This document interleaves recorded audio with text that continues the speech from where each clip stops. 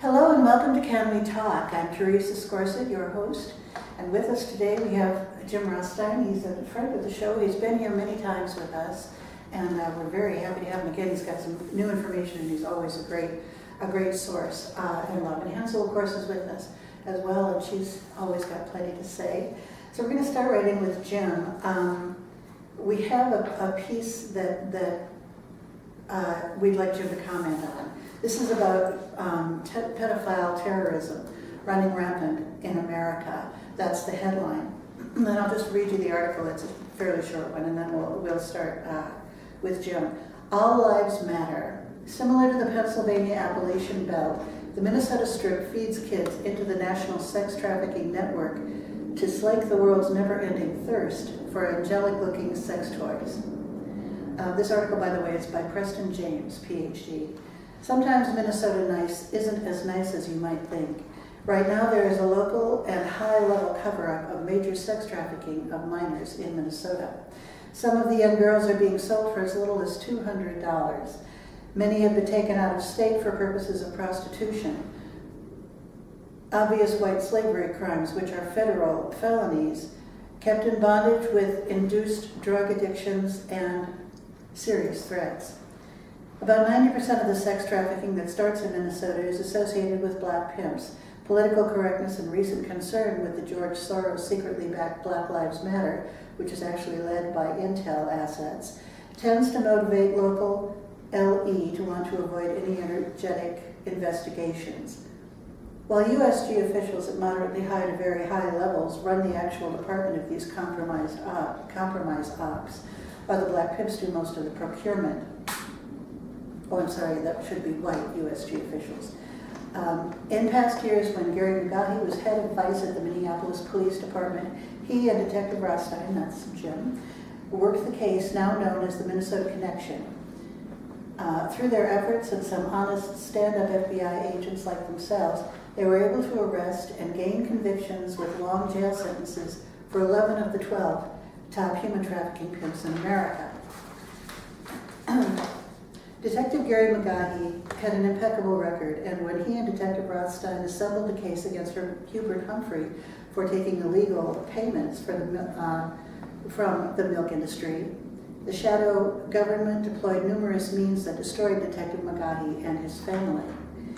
The incredible hero died a broken man, never to be honored in his amazing law enforcement achievements for the community, or for what a stand-up, honorable, and honest police officer he was.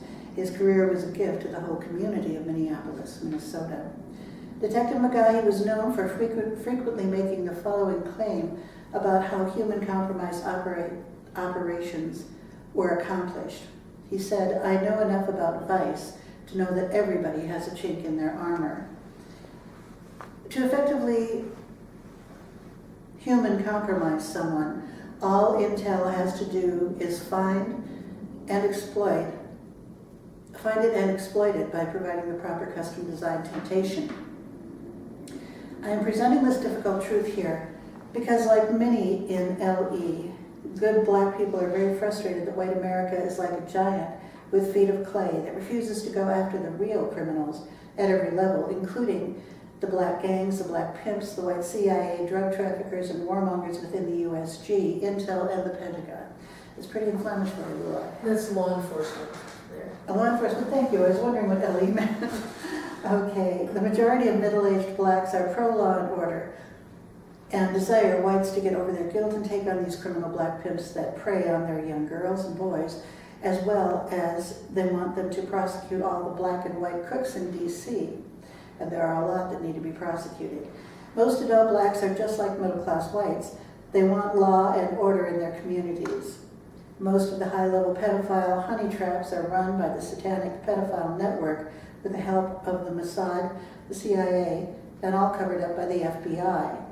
Some of the young sex trafficked victims are used as intel honey traps to set a snare from which numerous members of Congress and high military and corporate officials can be blackmailed and controlled.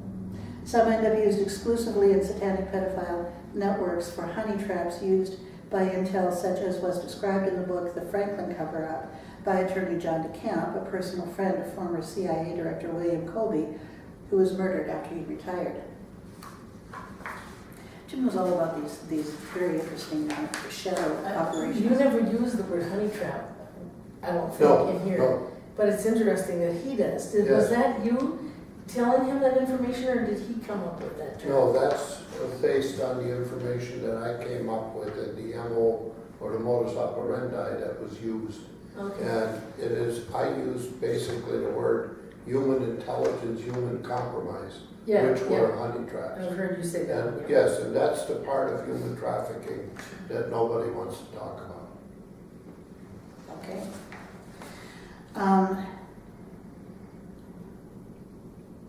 Naturally, the FBI's top managers at the Washington field office are charged with keeping all these operations covered up forever by using any means necessary, and this, of course, authorized under so-called national security. Any good FBI agent who starts investigating these crimes finds the investigation is immediately taken over by the WFO, and he is pulled out of it. Okay, what's WFO? I don't know what he's referring Okay. to. I should know that, but I. You know, it sounds familiar It'll to come me to too. me. Local law enforcement who get too inquisitive or try to do their jobs get stepped on in various ways to the degree necessary, and are told that the investigation is now being handled by the feds and they are no longer needed. Like so many other USG and Intel-linked RIC or RICO crime, the FBI refuses to fully investigate Intel-linked sex trafficking and honey trap human compromise operations at any level. Make no mistake about it, this sex trafficking in Minnesota, as well as most other sex trafficking in America, is linked to a very large worldwide satanic-linked organized crime, pedophile network, which hides in the shadows and in secret societies. This satanic pedophile network uses intel agencies, specifically the FBI, to keep it covered up under so-called national security, which is invoked to prevent exposure and public outrage. When you get right down to it, whenever national security is invoked these days, it is not referring to protecting the security of the USA, but is actually all about protecting the security, power, and standing of the Rothschild Khazarian mafia and their appointed doofuses and cutouts in high positions of authority. Sorry to interrupt you, Teresa, Please. but that's Washington field office. WFO. Yeah. Thank you. WFO, Washington Field Office. This is written by an insider, so he's using some acronyms that he knows very well, but may not be aware the rest of the world doesn't. This story of sex trafficking is the tip of the iceberg and involves law enforcement at all levels failing to act for fear of retaliation and because of high-level interference. It also involves Minnesota state legislators who are refusing to take action despite numerous individuals, including one retired law enforcement expert, contacting them with evidence of these major crimes against children and adolescent minors. Can we pause there and address some of the things that have been said so far rather than read the whole article through before we start? Because, Absolutely. Jim, Yes, you're the expert, not just a local Fire away. expert, but a national expert in sex trafficking and human compromise. I would just like to hear what your fund of knowledge is on what we've presented so far. First of all, I'm interested in the assertion that Black Lives Matter is actually being backed by George Soros and actually led by Intel assets, it says here. yes, at some levels it's very true.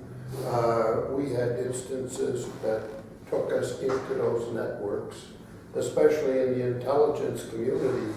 And the part that he is getting to there is the intelligence, the human compromise. Mm-hmm. And they would go through great extents to find people and how to compromise them.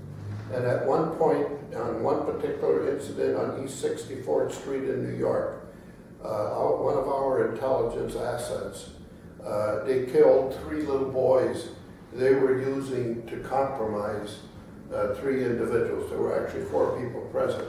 There were 4 boys, 3 were killed while they were having sex with them. It was part of the sex act. And the only mistake they made was that it was in my informant's apartment. The informant I had at the time, and I can use his name because he's deceased, was Ben Rose. And years later, I physically identified the man, and at the Locust Valley Cafe by the train station, I served him with a subpoena for the New York State Select Committee on Crime. The governor of New York had appointed a special task force, which was me and my partner, Matty Rosenthal, were the two detectives assigned over the police commissioner and the mayor's head. But we served him with a subpoena, and before we got back to our offices, they invoked national security on us and shut it down. So this is what we're getting at, is the high-level operations that were used. Even to go one further than that, back in one of my very first cases was the Profumo scandal. If you remember years ago in England, where Profumo had been compromised by Mandy Rice Davies and that, and I never forget when the MI5 or MI6 and Scotland Yard came to New York and wined and dined me for a week while I had my high-level people, informants, high-level prostitutes and stuff like that, check out the information to find out if any of it had leaked into the United States. So that was the very first time I had ever been involved at that high level. And later on, it got into other national leaders and such. Yes, we had military people compromise, religious, everything. And that's what he's getting there with the high level intel operations. We found out later that we went, one of the people that we were working with turned out to be an asset for the Mossad, and before we could lock him up, he got away. But yes, that's what that's all about. Okay, so the short definition of human compromise is recruiting prostitutes or sex workers or even children to provide sexual favors for people who then are compromised because they discover that their behavior is known. And when someone's compromised, you can get them to do anything they want. And we had many people, that politicians, law enforcement and stuff, that we confronted, and we ourselves soon found out that our reports could not go into the regular police files because people were using it to go and extort people. And yes, we had a lot of it. We would, confront these people. So I don't really realize when you were actually helping by reporting on incidents that you found, and they were taking your reports and saying, oh, we can use this as a tool for... Oh yes, but that didn't last very long. I don't think that took a month before we figured that out. And later on, none of our reports ever reached into the mainstream files of the New York Police Department. But there was a special unit set up, there was a special way intelligence was handled, and that's how we operated. Okay. Do you think that when it comes to Black Lives Matter, I'm a member of Black Lives Matter. It started as a grassroots movement, I believe, and then it was just sort of taken over. Is that what you're saying? Well, no, I'm not saying that. I'm just saying that Black Lives Matter goes back a long time. Okay. As we just talked before we went on the air here, 50 years ago, I had black mothers come to me and ask me, why can't we teach our young men not to be pimping? And just 2 years ago, right here in St. Cloud at a church, we had a forum, and two black mothers came up and said, Jim, what can we do to stop our kids from pimping? And Robin, you were with me up in Pillager where the lady mentioned it. They're going to look to start a home to help victims and that. And she brought up the one point that's the first, and this was a white lady. And she brought it up and she said, Jim, what are we going to do to teach these young pimps or people not to be pimps? You don't hear that. Look at all these young black men. They're going to jail. Oh, how wonderful. I got guys convicted and put in the penitentiary for 65 years. Now you tell me they were down in the St. Cloud paper, we got 27 years, 29 years. These men are going to prison. Now, they're black. What good is it doing us to put them in prison?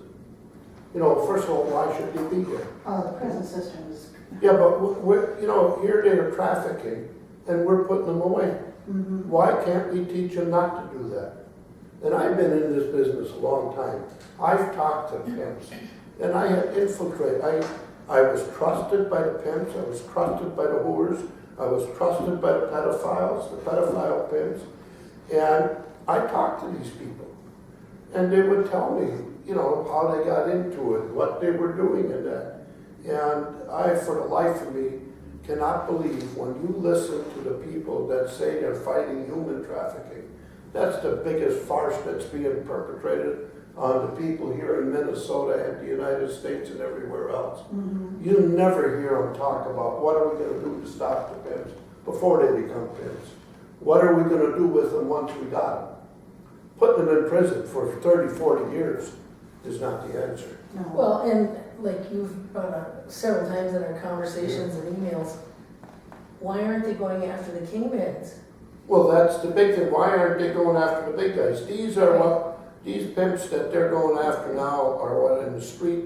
Now, first of all, you gotta learn how to talk the language if you're gonna be successful. They're popcorn pimps. They got the single girls, 2 girls, and they're working the truck stops and, you know, you have it around here. But when you get into the big boys, you don't even hear them going after them. They don't get them. We had them. You know, one time I had a guy who was going to put a wiretap on him. The biggest pimp in New York was a white guy. And we went to get the wiretap, and I had a lot of wiretaps, one of the best ever. And before we could get the order, the district attorney sent his investigators to bust the guy to get the files so that we wouldn't get him. See, there's a book in intelligence where they have all their customers in it. And if you control that book, you've got everybody compromised.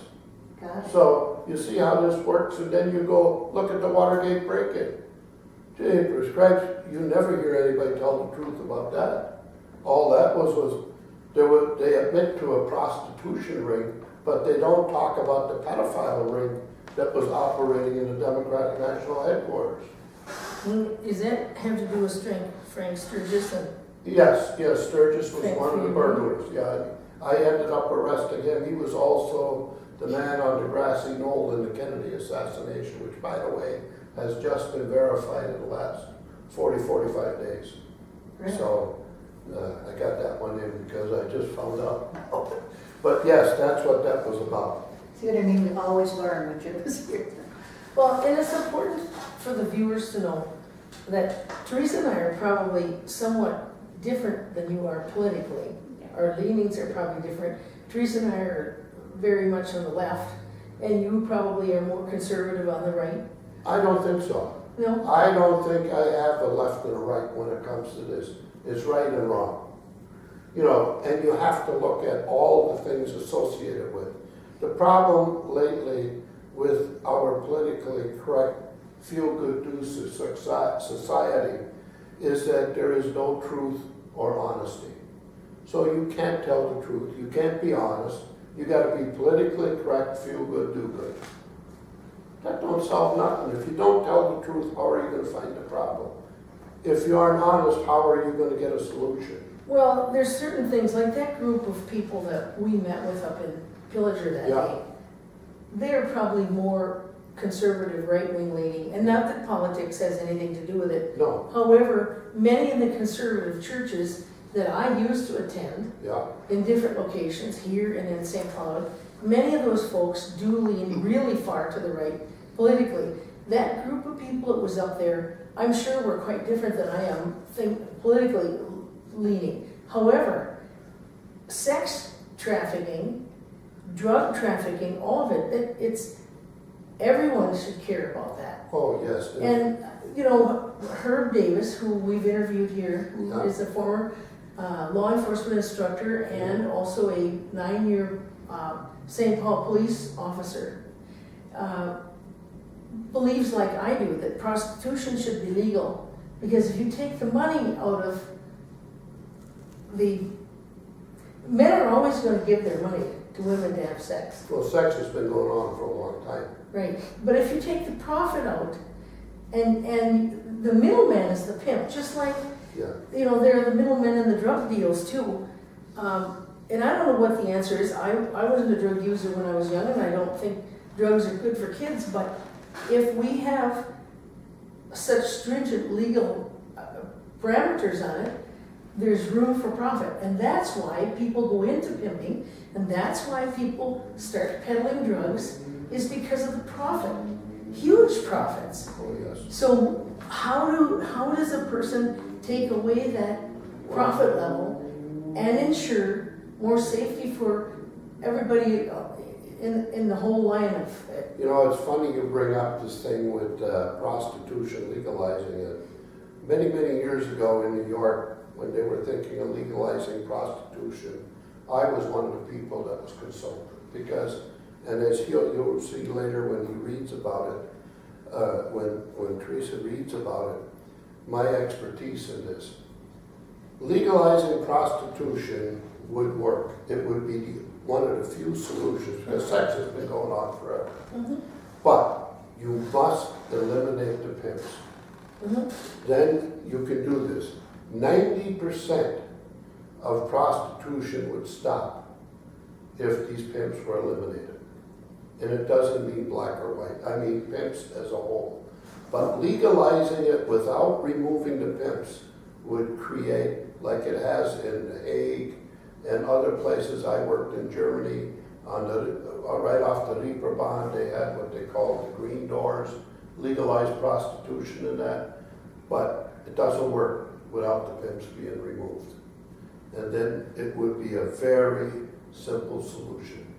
And the other thing is, when you hear the reason why girls become prostitutes, and you hear the statistics are based on runaways and homelessness. Mm-hmm. I've interviewed thousands of prostitutes that trusted me and told the truth. And their reasons for becoming prostitutes are like the kernels of sand on a beach. Everybody has a different reason. Really? Yes, there is no one set thing. You have just currently, the latest one I mentioned before we came in, was a girl in western Stearns County. I just found out about it 2 months ago. I had told people 3 years ago that she would end up hooking, and this was a beautiful picture of this young child being prostituted in Vegas right now. So why can't people step in and do what they should do when these girls are set up to become victims? I have the case of a young lady. They're holding her children hostage.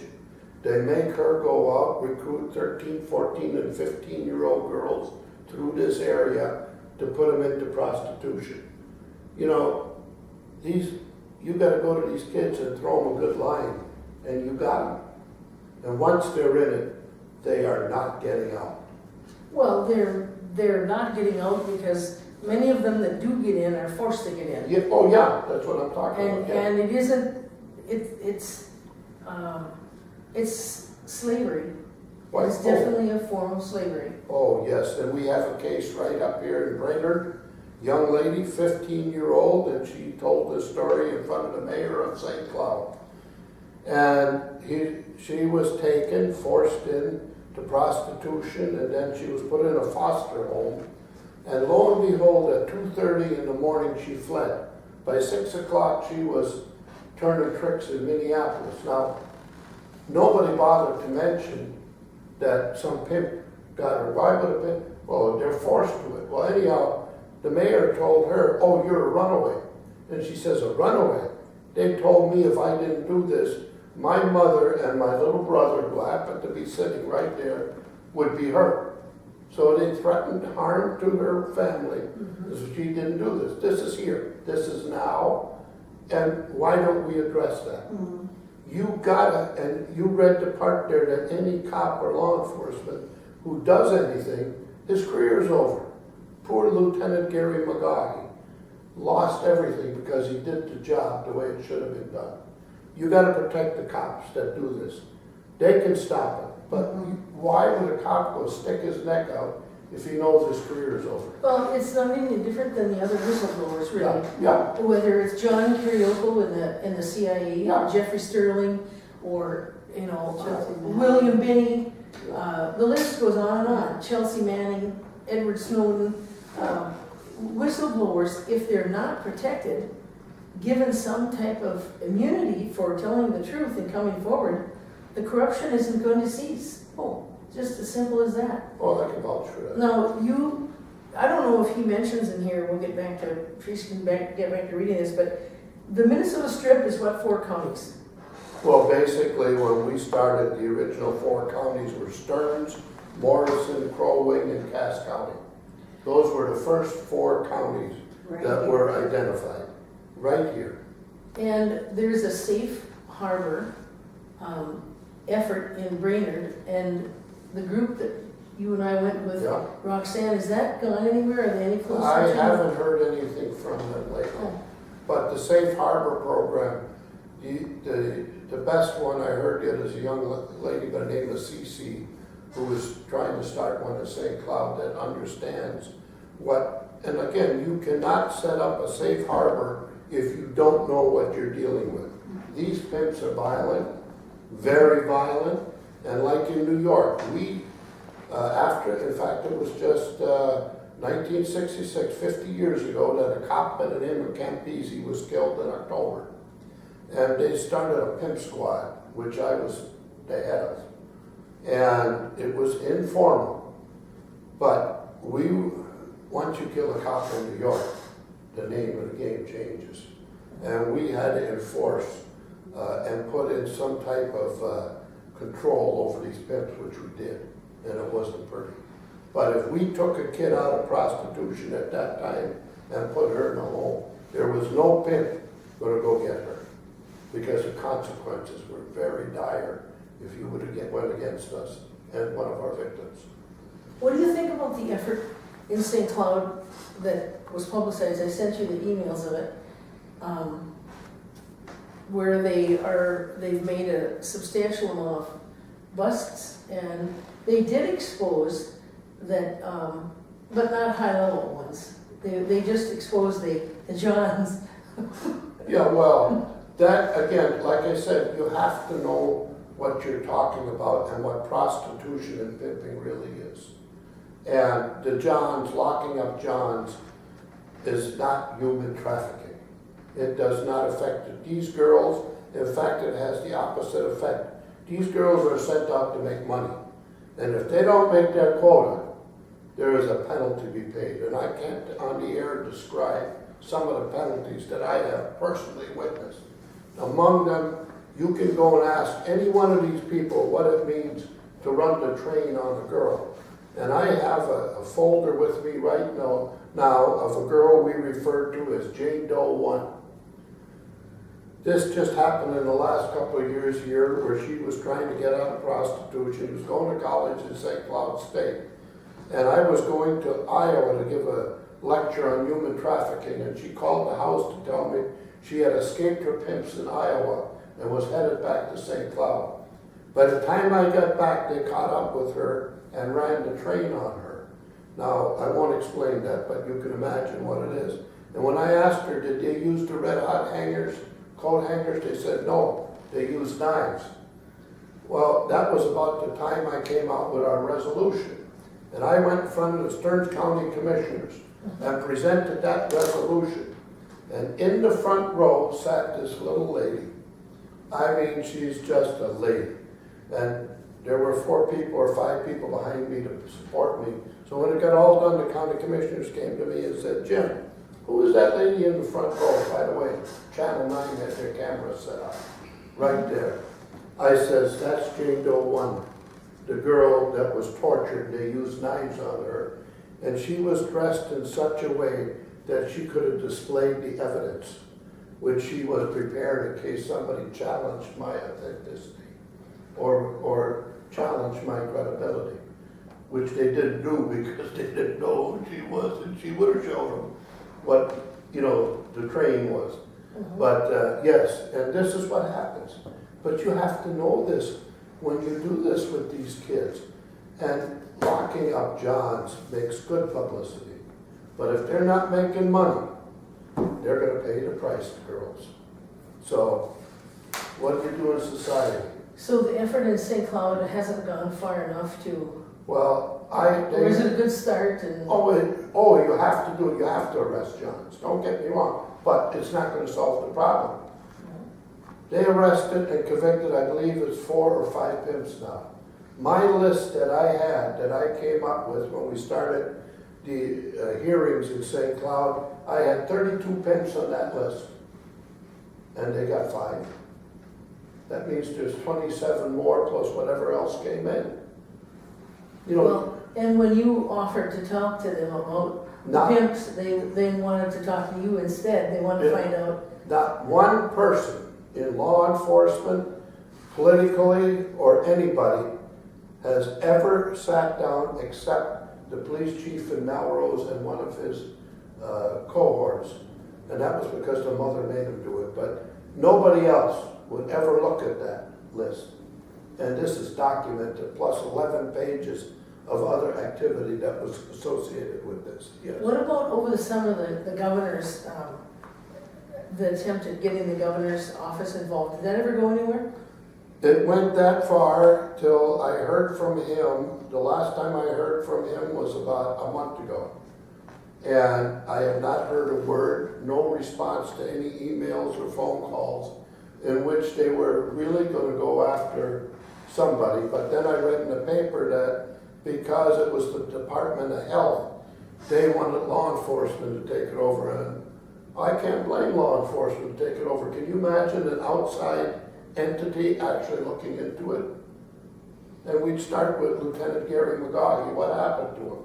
When I inquired about his files, there were none. The same as when I inquired about my files, there are none. How does that happen? Easy. Shall we get back to the article? Yeah, go ahead. Let's see, Eric Paulson is a good man and a very well-meaning Minnesota member of the U.S. Congress. He has done his best and has made an effort to fight sex trafficking legislatively. Actually, Congressman Paulson is one of the few good guys in Congress who's been trying to stop this horrendous crime of sex trafficking. It is like trying to swim up a waterfall because the fix is in at the highest levels of government. The Pentagon and Intel, with those select few that sit at the top of the establishment hierarchy. Sadly, despite his consultations with an honest Minneapolis vice detective who nears retirement, he appears to not understand the way this problem must be approached to be effective in greatly reducing and even stopping it. I sent Congressman Paulson a request that he meet with America's top expert of sex trafficking, prostitution, and pedophilia, retired law enforcement detective James Rothstein, NYPD Gold Shield retired, and offered to facilitate the meeting. I knew such a consultation would be necessary for him to be adequately briefed on the extent of this problem of sex trafficking in Minnesota and nationwide, and without help his actions would be doomed. And that seems to have been the case. Representative Paulson never contacted or met with Detective Rothstein. Maybe his staff screened out my request and he never got it. Who knows what happened? Congressman Paulson went on to propose legislation in the U.S. House of Representatives entitled Stop Exploitation Through Sex Trafficking, H.R. 159. And is that your resolution? No, that was never looked at. Oh, okay. That is the typical politically correct thing that was proposed, just as Senator Cornyn did in Texas, which I believe was the same 159. Okay. And none of the politicians at that time, Doug Caddy, the famed lawyer from the Watergate break-in and stuff, sent it directly to him, the resolution, and we never got a response. Okay, this was passed in the House and sent to the Senate as S-166, where it was sent to the Judicial Committee, where it sits inactive now. Sadly, I must report that even if passed in the U.S. Senate as S-166, H.R. 159 is a lightweight effort with no chance of success in stopping the now rampant sex trafficking, which is a very big deal in Minnesota as well as many other states. Detective Rothstein has authored a draft resolution that, if adopted as law in the states, would deal a direct blow to sex trafficking by attacking the root cause of the cover-up. Now, is this your resolution? Yes, this is the resolution. Let's take a moment with that. Yes, I have that right here. And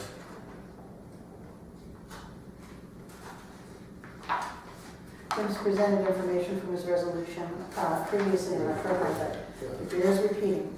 And this was passed by you're the mayor of St. Martin? Yes, my city council, after two young ladies in town were being recruited by Chicago gangsters, the Bloods, and because I knew what was going on, I stopped it. My council passed that resolution in 2 seconds flat, because they all knew these young kids. They were young girls, 14 and 15 years old, and we saved them. And in fact, 2 years later, at a Legion breakfast, one of the young ladies stopped by my table in front of everybody and says, "Thank you, thank you, thank you, you saved my life." And it was, I had tears in my eyes. I mean, for a young lady to understand what would have happened to her. And she's now going to college successfully, and I'm telling you, this is not complicated. All you gotta know is what to do. Right. Well, let's get into Jim's resolution, but before I do, I see here that I have only one paragraph to go on the report that I was reading to you. So let's finish up what Dr. Preston has to say. According to a congressional ratings service, this bill, H.R. 159 S-166, has a problem of becoming passed and signed into law of about has a probability of being passed into law of about 26%. Not very promising. And if passed, it could never be effective anyway. So, now, Jim's resolution is City of St. Martin, County of Stearns, State of Minnesota, resolution number 2014-08, resolution on human trafficking. Whereas human trafficking is reputed to be one of the most profitable endeavors of organized crime and the fastest growing, enslaving thousands of people within our nation's borders each year, and perhaps millions outside those borders. It is a crime of increasing proportions, fully repugnant to American beliefs, being a crime that preys on the world's most vulnerable people. Whereas the crime of human trafficking is slavery. It is the sexual exploitation of children for commercial purposes. It is compelling people to labor or provide services through force, fraud, or coercion, whether citizens, legal residents, or persons having entered the country illegally. It is also taking from a person his or her travel documents, passports, or visas, whether authentic or forged, to compel that person's labor or services. Whereas the United States is generally a destination for trafficking victims who are recruited in their home countries and transported through other countries. Movement is not required for human trafficking to occur. Many U.S. citizens are trafficked, usually teenage girls and boys, who are preyed upon by pimps and trafficked for prostitution and other sex-related crimes. Now, therefore, be it resolved by the County of the City of St. Martin, Council of the City of St. Martin, that the City Council of the Municipality of St. Martin, Minnesota hereby petitions the Governor of the State of Minnesota, Mark Dayton, to submit proposed legislation to the State Legislature of the State of Minnesota that would amend the criminal code as follows. 1. Any person or entity who uses human trafficking, children, child porn, pedophilia, to compromise, extort, or cause another person to do an unwilling act should be guilty of a felony with a mandatory 25-year to life prison, no parole, prison sentence. Any person or entity that buys, sells, trades, or in any way promotes, enables, or profits from human trafficking, pedophilia, human compromise, extortion, or uses children in a criminal manner shall be guilty of a felony with a mandatory 25-year to life in prison with no parole, prison sentence. Number 3, the use of electronics, social media, or any other form of communications to facilitate, promote, or further human trafficking, child porn, pedophilia, human compromise, extortion, use of children in a criminal manner shall be a felony with a mandatory fine of $1 million per incident and a 10-year prison sentence for each party involved. Number 4, any person, agency, or other entity that interferes, threatens, harasses, impedes, or in any way compromises an investigation, prosecution, or witness in human trafficking, child porn, pedophilia, or criminal use of children case shall be guilty of a felony with a mandatory 5-year prison sentence. Any enforcement agency, agent, prosecutor, elected government official, or any other authority that fails to act with due haste on human trafficking, pedophilia, or the criminal use of children complaint, or then fails to do a complete investigation of the complaint, shall be guilty of a felony. Whereas, as heinous as these crimes of human trafficking, pedophilia, human compromise, and sexual exploitation of children are, it is recognized that an overzealous, uninformed law enforcement agency, prosecutor, social worker, or mental health expert who uses less than scientific investigative methods to conduct a witch hunt resulting in the conviction of an innocent person can wreak havoc in our society and fail to provide any real solutions. Now therefore be it further resolved by the Council of the City of St. Martin, 1, for this reason there must be designated must be designated an oversight official to prevent innocent persons from becoming another victim and furthering an already heinous crime. And 2, upon conviction of either of the above sections, 1, 2, or 3, and affirmations of the oversight official, all assets of the perpetrators or entities involved shall be seized and given to the victims. Adopted by the City Council of St. Martin, Minnesota, this 13th day of March 2014. Signed by the mayor and attested by the city clerk. Well, Jim, let me ask you something. Do you have a local police officer in your town? No, we don't, no. So you're going to rely on the county of, was that Stearns? Yes, yes, They would be tasked to enforce that. yes, and if they didn't do it, you saw what the ramifications Yeah. are. I guess you're not going to probably have any pimping going on or sex trafficking going on in St. Martin. Well, the sheriff is not gonna be that's why I say nobody's doing anything. It's a shame, and it's not that complicated, but first you have there's only one way to deal with this. Every victim, and I asked one the other day again, I says, why do you come to me? Well, we know we can trust you. I says, you don't even know me. Well, the word's out there. But teach these cops to be trusted. When you give your word, you must be honest and you must have integrity. Integrity means if you give your word that you will back it up and not rat them out the first chance you get. And this is where you find out how this works. This is, like I say, for 50 years. I can give you hundreds of examples. Jane Doe 1, right in St. Cloud, sitting across from me at the second meeting, 14 feet away was the police chief of St. Cloud. And she told me about the 15-year-old girl, that she was being forced into prostitution. I said, there's the chief, why don't we go tell him? Oh, you can't trust him. And she didn't mean that he was dishonest. They didn't understand. And when we got that 15-year-old girl back, that police chief was good enough to say to the mother, how do we do this? And I told them what to do. What we did was get another prostitute to say that she had a guy that wanted to do a threesome, and she would make $500 or $1,000, whatever it was. And when she showed up at the hotel to do it, the mother fingered her to the cops, and they grabbed her. But then the cops decide they're going to arrest the other prostitute for promoting prostitution. This is the point that I'm talking about. They gotta understand how the system works. Integrity. Somebody helps you, you give them their word, you don't go lock them up or threaten them.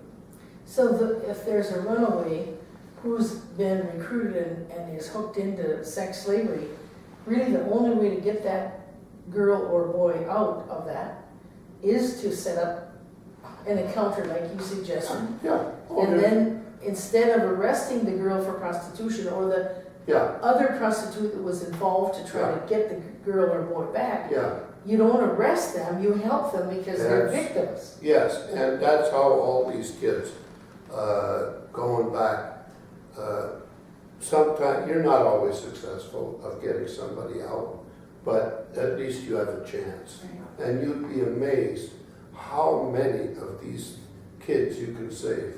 And that even goes with one hooker that we had 142 convictions. And I got her out. And I ended up getting her a job at Montefiore Hospital in New York.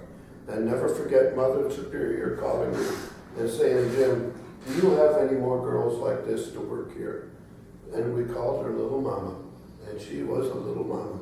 Oh. But there's so many success stories, and we didn't really have the funding or the people. It's like we just talked about Pillager. These groups are coming up, but as you heard me explain to them, you gotta do this right, otherwise these kids will get killed. You know, that's another thing. Well, because the pimps are gonna come and try and find those safe houses to snag them out of there. Oh, certainly. Then kill them as an example to anyone else who gets big It ideas. wasn't at that meeting where it was discussed about how many, especially young girls, are coming out of running away from port facility in Brainerd and then getting hooked into prostitution? Or did you tell me that? No, it wasn't just that one. It was a different, the one in Sauk Center at that time when we were working. They were feeding the girls to the pimps. And that was the same like up here. All of these facilities, we had a deal in Chicago, 200 kids had disappeared.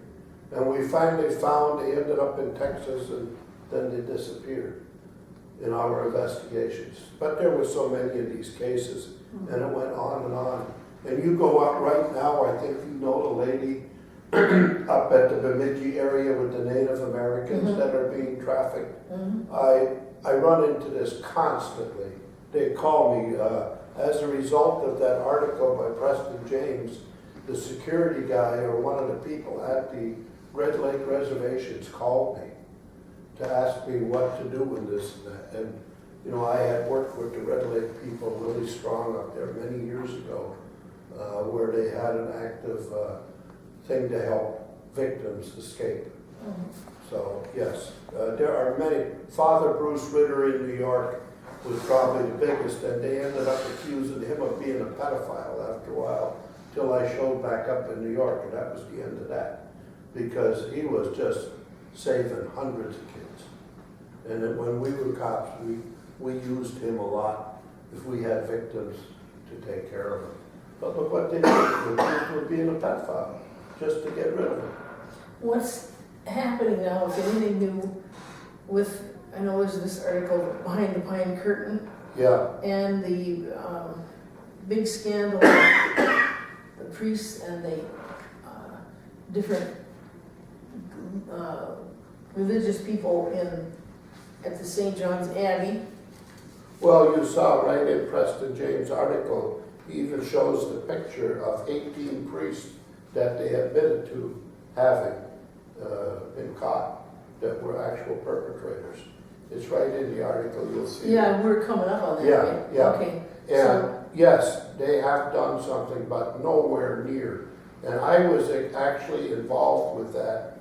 When Father Bruce Ritter, and here's another one, an historical event, the anniversary just passed in September. On September 18, 1978, when John Paul I was the Pope, he was only there 33 days. But 10 days before he died, I was present with my partner, Detective Matthew Rosenthal, when Pope John Paul called Father Bruce Ritter and gave him a special dispensation to clean up the church, the Vatican, you know, the pedophiles out of the church and the Vatican Bank. And we were the two detectives assigned to him. And 10 days later, he was dead. And then we got the informant out of the Vatican who told us who set up to stop us from doing, and they ended up killing the Pope. So I was there for that too. So we did, yes, we were, it was in 1978. So it hasn't changed. And the people, they're being, you know, you hear all these big discussions on this, but you got to know the facts. Even Harold Laswell, the Freudian scientist that worked with us, said, you know, he had studied under Freud, and he says, we never ever knew the truth about prostitution and human trafficking. He says, till you guys got in the street, and it was only because I was from Minnesota, and most of the girls, or a lot of them were from Minnesota, and the captain told me, you clean up your own mess. That's how I got into it. But that's what brought us into this whole thing. And that was the first time that any law enforcement, it took us 3 weeks to find out that we had no clue what prostitution really was. You know, the human trafficking angle of it. And it took years, and 3 times we were stopped. And finally, the governor formed a task force, and that was shut down too. So it's been going that way forever.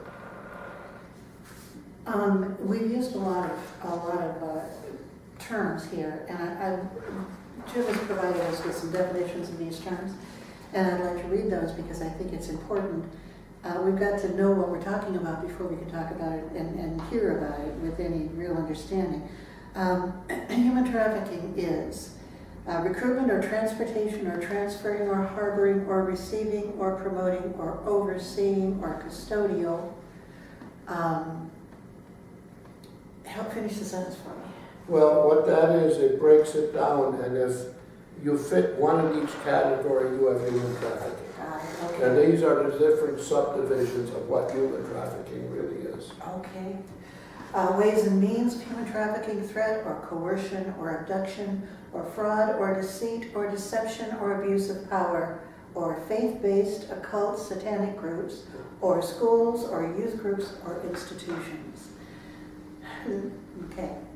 The goal of human trafficking: prostitution, male-female transsexual, or pornography, or violence, or sexual exploitation, or forced labor, or involuntary servitude, or debt bondage with unfair wages, or slavery, and all similar practices, or human compromise, or exhortation, or unwilling sex act. Extortion. I'm sorry, what did I say? Exhortation. Did I? Extortion, yeah, when you use human compromise to either extort for money, power, or favors. Right. And that comes very important in our political field. If one condition from each of those categories is met, the result is trafficking. For adults, victims' consent is irrelevant if one of the means is employed. For children, consent is irrelevant with or without the means category. Human compromise is the fine art of using personal digressions of sex laws, morality norms, marital vows, or any other act not condoned by society to compromise a person. An unwilling act constitutes human compromise to compel a subject to perform his duties to suit their wishes. Extortion is when the subject of human compromise is coerced for money, favors, influence, or other benefits, as Jim just said. Profits would be any gain, political, or other benefit received from such an action, financial, political, or any other benefit received. Due haste is immediate response and reporting to competent legal authorities and competent law enforcement agency. A complete investigation is a complaint must be processed and followed up to see that the complaint was investigated to its fullest extent and a legal finding of guilt or innocence was determined. Assets of perpetrators would be the personal assets of an individual or the assets of the entity. Oversight official is a person or persons selected from a panel composed of 4 members from the general public in good standing, 1 victim, an ex-prostitute under survival of pedophilia, prosecutor selected from an outside jurisdiction, public defender from an outside jurisdiction, police from an outside jurisdiction, mental health from an outside jurisdiction, counselor from an outside jurisdiction, or the entire panel. So getting an outside jurisdiction involved is very important because then there's no compromise on the local level. Yes, yes. Okay. And I think that's all we need to do right now. Yeah, and I have the purpose and need. Oh, purpose and need, yes, that's right, and I wanted to read that. The purpose and need for Resolution 2014-08. The biggest misconception about prostitution is that if you stop the demand, the supply will disappear. So if you stop Johns from seeking prostitutes, there will be no prostitutes. The problem with this is it will have minimal effect. This is only true in theory or in a clinical analysis by people who have no clue what they're talking about. Their formulas do not factor in the power of what many view as Mother Nature or the birds and the bees. Prostitution provides quick access to sex, not otherwise so easily obtainable in many situations, by the purchasing of it from someone willing to sell it. The desire for sex and participation in sex has been occurring since the dawn of the human race, and all the legislation in the world will not regulate morality. Traffickers, that is pimps, are not part of Mother Nature, and their removal is essential to control prostitution and trafficking. Determining what trafficking really means is of utmost importance. Some, not all, runaways and homeless people in need of money to survive will resort to prostitution for a source of income. They are soon recruited by prostitutes in the street to join the harem and pimp whom they belong to. And if they resist, they are forced to work for another pimp. Nobody works for themselves in the street. If you classify the enslaved victims as runaways or homeless, they are not crime statistics and need not be reported. Thus you have a cover-up and the facts are kept from the public. Naive clinical researchers take this as documentation and that the core of prostitution is based on runaways and homelessness to form their politically correct feel-good, do-good analysis. They fail to put the most important factor, the pimps, into the equation. If the pimps and procurers are not eliminated, all social programs and laws to help victims will be a failure. Thus, a total farce is perpetrated on the public and compounds the problem by endangering the lives of the victims. These laws are based on real victims, real cases, real investigations, real public hearings, real findings, real cover-ups and real cases of clinical research being flawed. These laws are written in a grassroots form rather than legalese so that the public will understand them. If Resolution 2014-08 is not included in any legislation concerning prostitution, human trafficking, etc., the legislation is doomed to failure, endangering the lives of the victims, and is a waste of taxpayer money. Without taking the traffickers, that is the pimps, out of the prostitution trafficking equation, all the social programs of the politically correct feel-good, do-good law, feel-good, do-good awareness, recovery, etc., programs will not work. Once the traffickers have been removed, the social programs will work and are absolutely necessary. This is another complicated subject, but it is easily addressed. We only have a couple of minutes left. I don't know where the time has gone here, but I think it's important for at least some of this, the rest of this, to get read quickly. Maybe if you want to start right there, Lisa, so that they can get the rest of the article. Okay. Detective Rothstein's background in law enforcement involved operating at a very high level, with involvement in numerous highly sensitive national security-related and covered-up crimes, including the international satanic and intel-linked sex trafficking and pedophile network. During this time, the detective made numerous trips to Minnesota investigating the Minnesota pipeline to New York City for sex trafficking and prostitution with Gary McGuy and other ethical stand-up detectives in the Minneapolis Police Department. After retirement, Detective Rothstein moved back into his Minnesota home to become the mayor, and this would be St. Martin. He exposed the pedophile priests at St. John's Abbey and has continued his fight to expose the whole human sex trafficking and pedophile network. Detective James Rothstein is a totally stand-up man who served the New York City Police Department, state of New York, and all of America with great distinction. His accomplishments in law enforcement and police intel would fill a book. In fact, you have a book, and it's pretty much complete, or it was at the time that this was written. Yes, I have a copy of one that's ready. I've got a couple of contracts, but I'm not ready to put it out there yet. Well, when you are, we'll have you back, and we can talk about that and let folks know where to get that, the book. Thank you so much for joining us, Jim. Thank you for having me again. We always Thank you. appreciate having you here. You're a Okay, great thank you. source of information. Thank you so much. I'm Teresa Scorsett. Thank you for joining us on Can We Talk? We hope to see you soon.